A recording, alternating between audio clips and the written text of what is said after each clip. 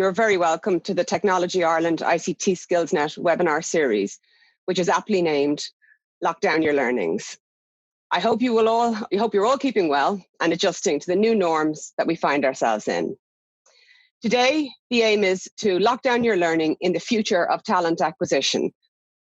As we are all new to webinars, please bear with us in case there are any gremlins. And before we get started, I'd like to point out a few things. This session will be recorded and available for distribution afterwards. So if you leave or are disconnected, you can pick this up at a later stage. Participants are muted on entry to reduce the noise of interference. There will be a Q&A facility at the bottom of your screen where you can ask questions. And at the end of the presentation, I will endeavour to answer as many as possible. My colleague Aideen is working in the background to facilitate this. Just to start, I suppose what we need to do is look at how is our world evolving. And one of the key things that we need to say is, where is the future of talent? I'm Linda Davis, and I am the co-founder of a platform called Oxygean. I am also the founder of the European Data Science and AI Awards, and I have worked in the recruitment space. I'm an executive director in next generation recruitment for over 12 years now. I have recruitment experience for about 20 years. From my perspective, we have a big problem.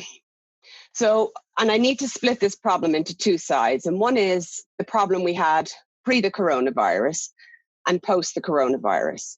So pre the coronavirus, we were seeing trends like the rise in the gig economy that was accelerating at a phenomenal pace and is expected to continue so. We also saw huge statistics on 85% of Americans were unhappy in their jobs. They would consider a move. So retention of talent was a huge problem. There was a massive war for talent going on. There's also a misalignment. We're now entering in a new phase where iGen are coming into the workplace, and there's a misalignment with them, their values, and the current workplace. We also have a misfit between the corporate values and the human values. Education is challenged to keep up to speed with how everything is moving and the pace at which it's moving. And then we have the erosion of existing jobs and the creation of new ones. And I will talk a lot about this later in my presentation. We also have the pace of automation. So all of this has been going on for the last number of years. Now, all of a sudden, obviously, to 2020, the coronavirus hits, a pandemic that hits globally. So what is the impact of this? The gig economy has now accelerated even quicker than we would have anticipated pre-coronavirus. Humans have learned to work from home. Will they revert back to the office? Humans have had to grow their what we would call side hustle. So additional revenue generators, where beforehand they would have been maybe mutually working or exclusively working for one organization. They may be on a 3-day week now. They may not even be employed now, and they've had to find a way to raise income. We've had forced adoption. This forceful adoption has been put upon us due to the out of necessity of this coronavirus. And then the speed of the shift from the corporate power to the crowd power. And we've seen that. And if we look at the coronavirus and we look at how some of that crowd power has had an impact, just from a literally immediate coronavirus context, we have the ingenuity of people using technology to solve pressing problems, crowdsourcing of breathing equipment, school kids using 3D printing to make face masks. So we now have a totally different cohort of people working in a space that they would never have been in. So that would beg the question going forward, will companies continue to be allowed to retain patents purely for self-interest and profiteering? We don't know. The next is we have a current can-do attitude, and this is bypassing all legislation, all bureaucracy, all red tape. So again, will the human or will the crowd allow for all of that red tape to come back into play and to fall back into old habits? And then we have all of the new schemes that government have had to roll out overnight that have been automated. So again, traditionally, these would have been jobs that were administrated by people in the public service. Will all these jobs suddenly reappear again? And this is only literally an impact that we have had in the last 3 to 4 weeks here, even in Ireland. big things that we need to think about. In order to look at the landscape of talent going forward, for me, we have to look at a number of factors, right? And the first one is human evolution. So I don't know if any of you have ever heard of the Strauss-Howe theory. So the Strauss-Howe theory, what it is it's a theory that is designed by both Strauss and Howe, where it's been designed, it came out in 1991. It's a book called The Generations. And it's a look back in history, I think back to 1584, that identifies patterns of human behavior. And in this theory, it says that every 80 years, the human evolves, and they evolve back on themselves, right? So they literally looked and mapped all of societal patterns from 1584 all the way through to 1991. And there was a pattern that significantly emerged, and it was every 80 years. Now, as it turned out, 2020, according to the Strauss-Howe theory, was the next turning point in their evolution, right? So if we put that into context, there are 4 quadrants in the Strauss-Howe theory, right? So, and they're what they call turnings. So the first one is recovery. The second is the awakening. The third is the unraveling. And the fourth is collapse. So according to their diagram, coming up to 2020, we were coming into the collapse and back into an awakening. Now, in a fourth turning, this typically shapes the outer world, politics, and economy, right? So again, these are societal behaviors. These are the behaviors of the human that have been tracked since literally 1584, and every 80 years is this evolution. And 2020 was the next evolution. If we look at their cycles, right, and their cycles will state that here we have rebirth, which is rebirth and budding, awakening, which is abundance, complacency, which is the unraveling, and then crisis. Now, so the 2020 is the turning point between crisis and rebirth. The next phase is all about it's the revolution that follows the crisis. And if we look at what are those key shifts that we believe behaviorally in society will happen, major technological transformation. So, the crowd is using technology paradoxically to get much more connected. Potentially, we will see geopolitical shifts. So some of the guesstimations are the potential rise of China, and then again, potentially environmental collapse. So it is predicted, based on this science, that after this global pandemic, a new and very different society will come to pass. That's one theory based on societal patterns. And then we've got to add in the fourth industrial revolution, which everybody has been talking about. It's been, heavily featured in the World Economic Forum.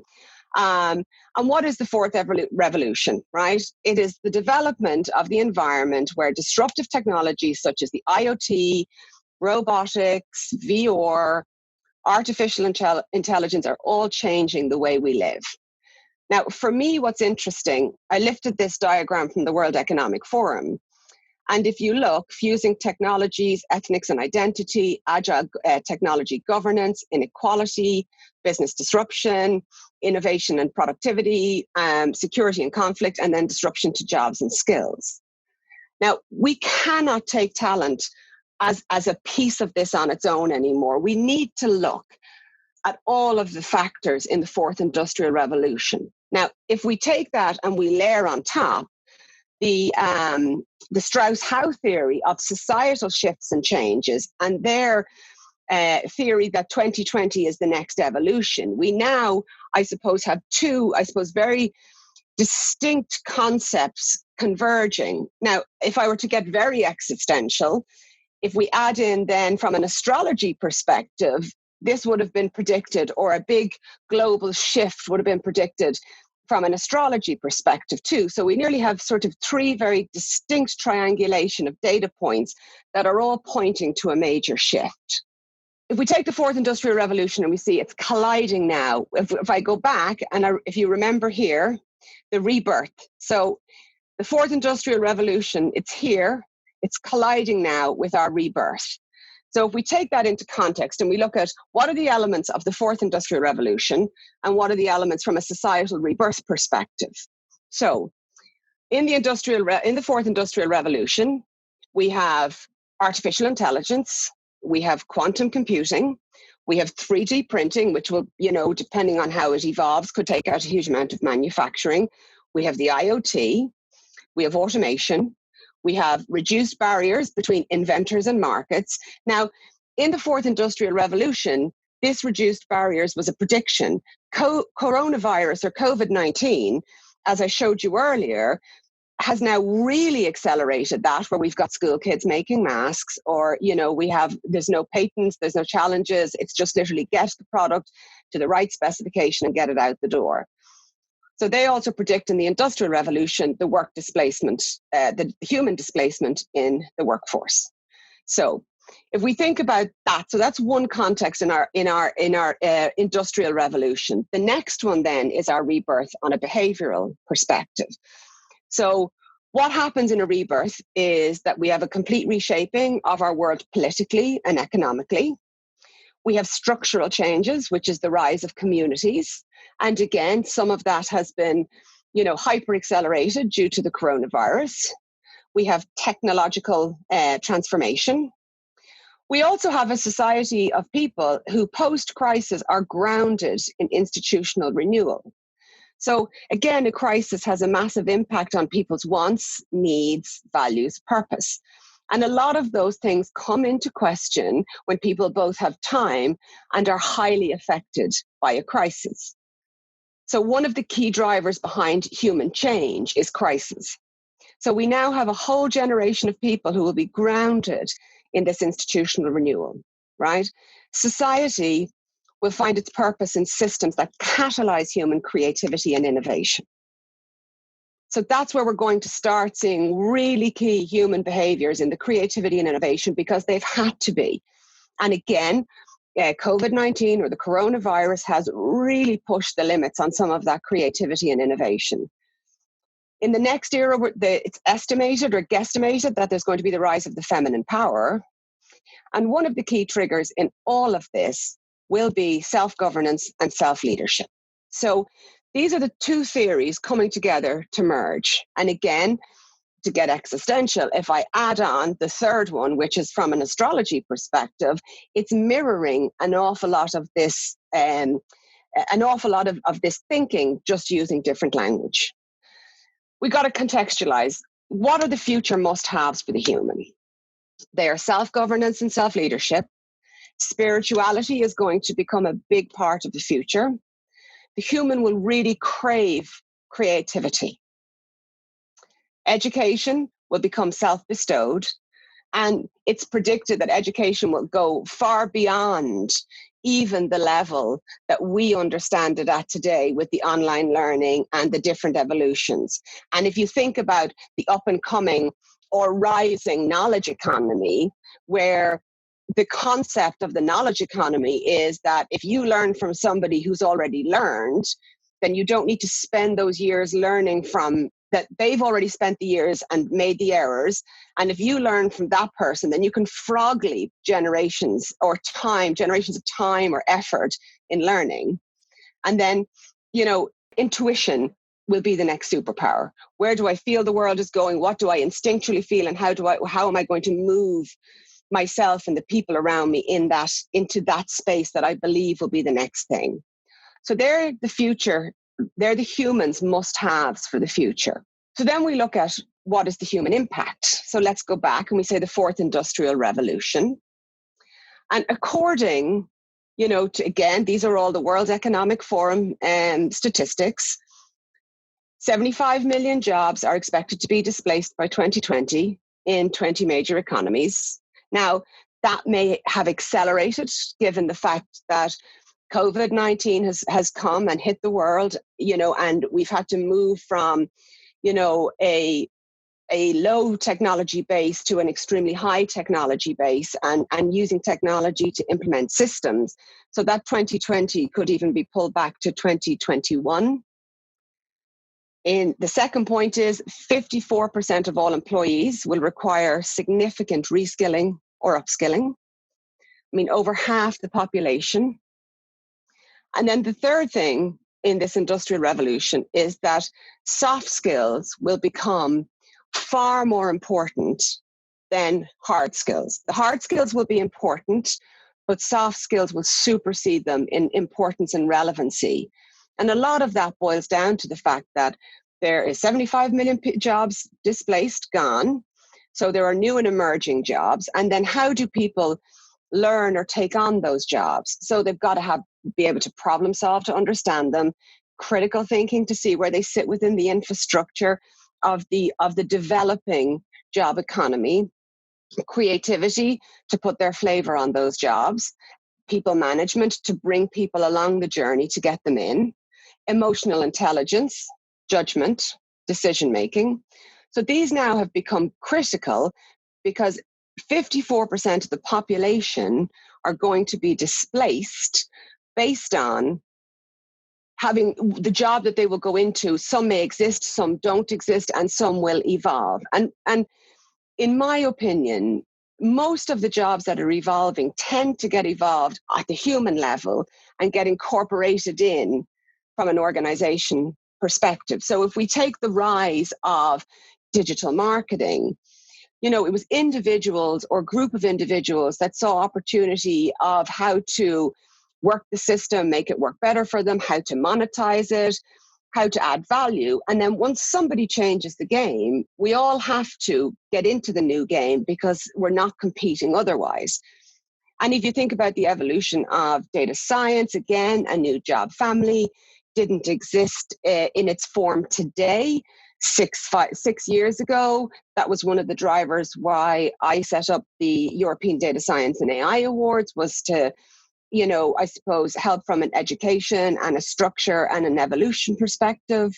So these are all the impacts that the fourth industrial revolution is going to have. So why are all these relevant? Because when you're looking at mastering talent, in my opinion, you can't take it as this is talent and this is the business. We now have to look at the whole ecosystem of what's happening from a work context, from a societal context, and then how does talent fit in around that? And more importantly, how am I building an infrastructure that will really add value to that talent so they'll want to come and work with me? So we got to look at, and again, it's got to be a little bit more design thinking. Like, we got to look at this turning. So we've gone, from crisis to awakening. How are we factoring in the human or the societal needs of our talent into our organizations? We have Gen Z. How do we align them? What can they teach us? Everybody says, that they have a 9-second attention span. I think they have a 9-second filter. So either you engage or you don't. And we know that brands are struggling hugely to engage their talent.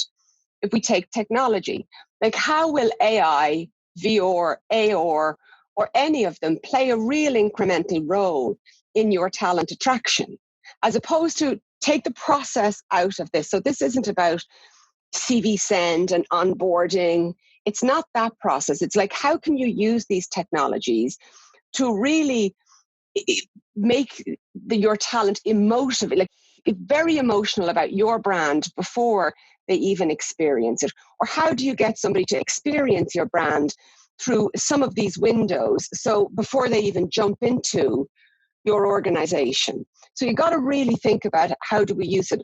How do you use it in that context? Values. My belief is that purpose, values, and goals are going to become even more prevalent as we go forward into the future. And this is very inherent in young people. You've got to remember, they would have grown up in a generation where, people would have asked them, they would have been trained by sports people. What are your values? What is your purpose? Do things that mean things for you. These are YouTube savants, and they would have been learning from their heroes. And this is the language that they would have been hearing. Step back. What are your values?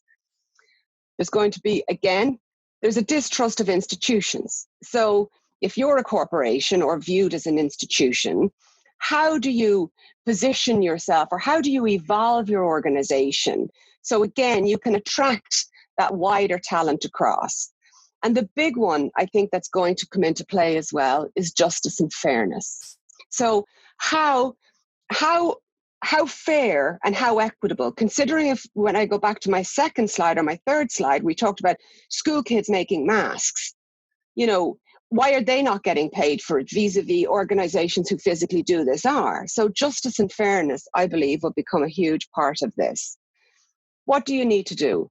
I believe you need to start thinking about, okay, how do we use augmented reality? How is the gig economy going to evolve way beyond Upwork? I think Upwork was the entry point of the gig economy, but I believe it's going to evolve way beyond, what we see it as today or what we feel it as. How are you guys going to use, crypto or blockchain in terms of attracting talent in from a payment perspective? How would you potentially incorporate a peer-to-peer economy? Even a circular economy. So an example being if I've had to pay somebody to do a piece of work for me and the next person needs the same amount of work that I do with little or no iteration, why do I have to pay the full amount? And why does the other person have to pay the full amount? Why can't we split it? Why can't we work it in a circular context? A big rise, again, how do you become potentially a community-led organization? And then how do you instill self-governance and self-leadership? So these are just questions that I believe you just need to start asking yourselves, the organizations, everyone within the organizations, to really start getting all of these in line so that you can actually attract the talent that you want. These are the human must-haves. So when I spoke on the earlier slide around the societal shift and the human shift, I believe that organizations must consider these. They need to be much more human-centered and authentic.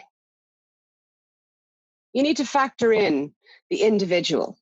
Again, their intrinsic values and capabilities, their cognitive, interpersonal, and behavioral needs.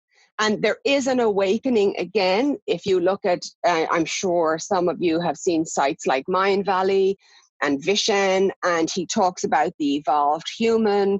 So there is a huge rise in this, or the Joe Dispenzas, where it's the evolution of how we rewire and we refire our brain to set different behaviors and build in different sets of intrinsic values. So the world is becoming very awakened to all of this. And as the generations get younger, I think the more awakened they are. And the next thing I would consider is how do you map your authentic values? And this, for me, I believe, is a big challenge in organizations, because if you think about how an organization is built, there's a leadership team goes in, and in that leadership team, all humans have bias. There are sets of biases. So then that leader hires based on their biases. And then, so we now have an organization that can actually, albeit that the organization intrinsically has these values, they may not be lived throughout the depth of the organization. And that's just based on the fact that every human has biases and they all bring their biases to the party. We all do. So how do you map the authentic value system of the company with the value system of the human?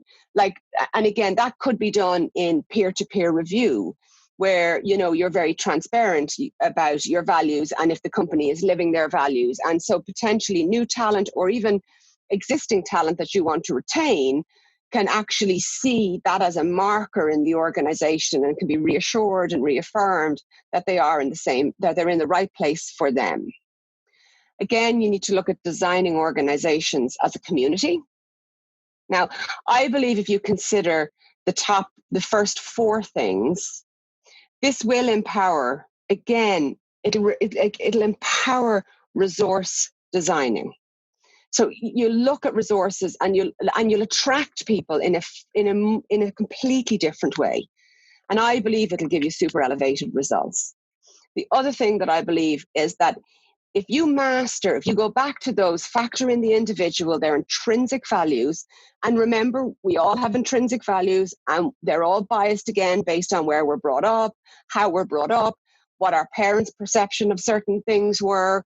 And if we're able to master the intrinsic value of the talent with literally the values of the organization, then you will master collaboration, problem solving, creativity. And I believe that that's where you'll get a complete edge and you'll be unstoppable as an organization. Again, if we consider the evolution in technology, human behavior, and the changing landscape, we need to consider. I'm in recruitment, I think, since the dot-com days, so 1999. And the CV, the 1-page, 2-page, 3-pager, is still in existence. And all it does is identifies a human's hard skills.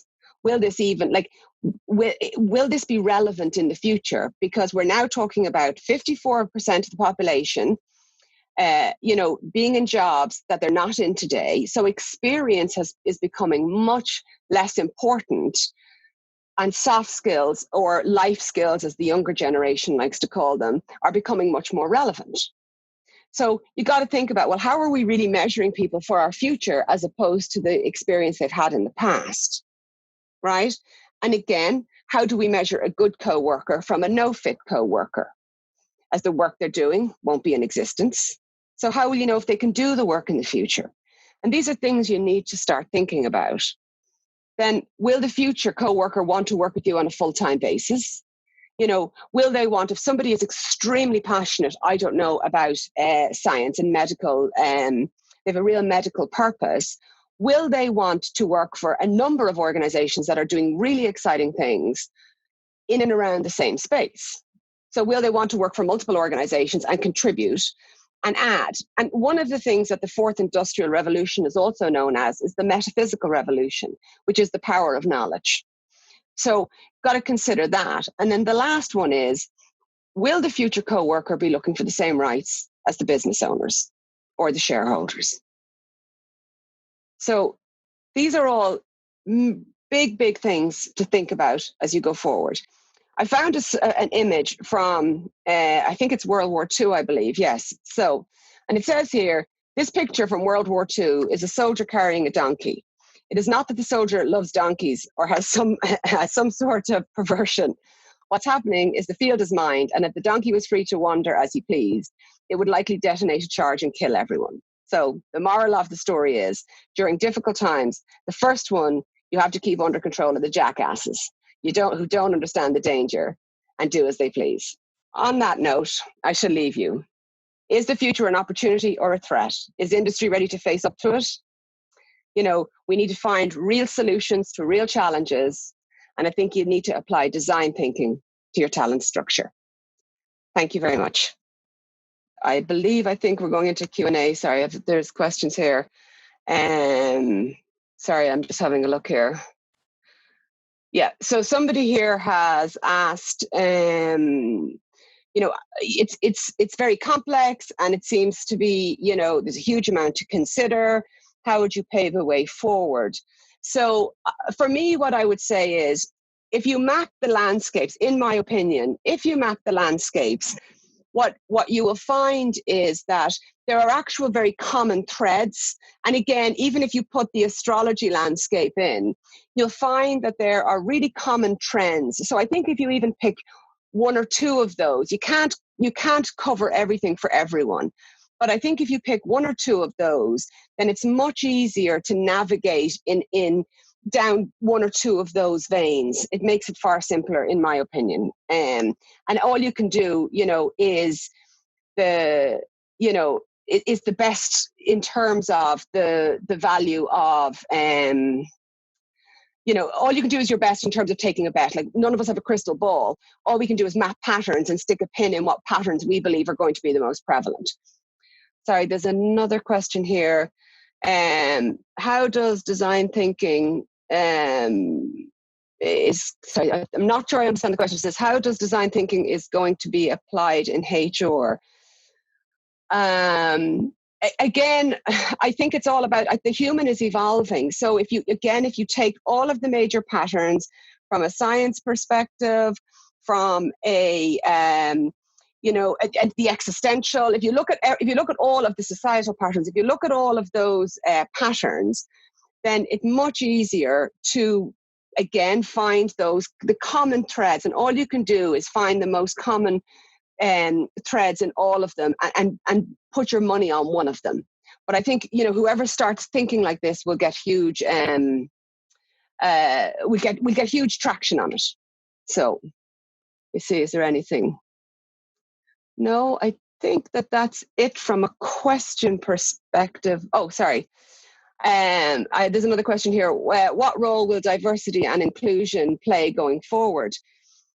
Well, I think it depends on your perspective of diversity and inclusion. So I think that if you take the human and you look at what are their needs, as opposed to sort of the diversity and inclusion bit, we need to be looking, I think, beyond that, and looking at diversity in terms of thinking, diversity in terms of, how people behave, what they want. And we need to sort of, in my opinion, the next evolution of that is moving it away from what we would traditionally know as diversity and inclusion, and move it into this sort of next elevation of diversity and inclusion. So I'm just saying, how much automation do you see in the future in the field of talent acquisition? Well, if you look at the World Economic Forum, they did the whole steps of the recruitment process in TA. And I think about 80% of it can be automated. Because there is a lot of tactical, if you go back to what I would call the today or traditional model, there's a lot of that sort of tactical stuff that can get done. So I believe when I looked at the World Economic Forum, it was about 80% that they felt could be automated based on a pure process perspective. Sorry, so somebody's asked me here, can you please tell us a little more about the female power progression in the future? Well, so this actually themes both in the astrological world, astrology world, and in the sorry, I'm losing my train of thought, and in the my brain is gone from me, the Strauss-Howe theory. Sorry. So what they're saying is that there'll be a balancing of the male and female power as we move into this next, the 2020 to 2030 move. So it's saying that it will balance out from a power perspective with the feminine traits, and that doesn't necessarily, you've got to understand that doesn't necessarily mean it's actually down to the sort of the sex of a male and the sex of a female. It's the more feminine traits around empathy, around consideration, or traits that would be typically aligned with a female will come much more into the workplace. So I hope I've answered that. And I think, is there anything else? So somebody says the gig economy, some more details, please. To be honest, I suppose we saw the growth, the expected growth of the gig economy, I think in 2030 in the States is something to grow to 80%. I believe we'll actually see a complete evolution of that gig economy, where people they'll start to create micro communities and work gigs, in a much smaller context. So let's say if we take the concept of let's say a clinical trial. So typically a pharmaceutical would hire people, they would run clinical trials, whereas, you could see a future where the gig economy, where there's a group of clinicians and they all come together and they come up with an idea and then pitch it out to. So it's again that shift of power from that sort of corporate-led owned into that more crowd-led, and then the benefits thereof. Sorry, is there a new narrative or phraseology that employers need to consider when talking to iGen? Will this require a new job description format that matches their lifestyle rather than their career? Absolutely. So everything that iGen do is, it tends to, right, so iGen don't trust older people. That's certainly what their persona would imply. They don't trust older people. They prefer to get advice at a peer-to-peer, a P2P, peer-to-peer, or P2MP level. So when you're trying to deal with them, it's all really, again, it's about those intrinsic values. You've got to, I think, it's really video is the way forward. I think iGen will like to try before they buy, in essence, really get an understanding of the organization. what value they can bring. Now, ironically, iGen are very motivated. They tend to only get educated up to degree level. Money is a phenomenal driver for iGen. So, financial reward is one of their key things, but also brand alignment.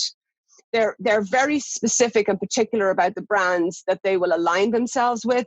So I think absolutely the brands have got to match their values. And you've got to remember that even though iGen, everyone categorizes like the iGen, the millennials, the baby boomers. However, how I would see it is that even within, say, an iGen category, you still have a cohort of people that will naturally cluster that have the same purpose, values, motivations, and intrinsic beliefs. So it's multi-layered just above, I think, it's multi-layered deeper than just these are iGen and they're born between 1995, I think, and 2005. Like each brand will align with each different cluster within the iGen group. And I believe that's across, whether it's baby boomers, whether it's iGen, whether it's millennials. I don't really believe in sort of taking this one, big chunk. There are certainly big patterns where money is a driver. They tend to only want to get education to degree. But in terms of purpose, values, and goals, I think that companies will attract different clusters within iGen based on the organization's values and that cluster of values and intrinsic beliefs within iGen. Last is another question. Sorry. What is the time frame of corporates and large organizations moving away from the formal CV to a new HR perspective?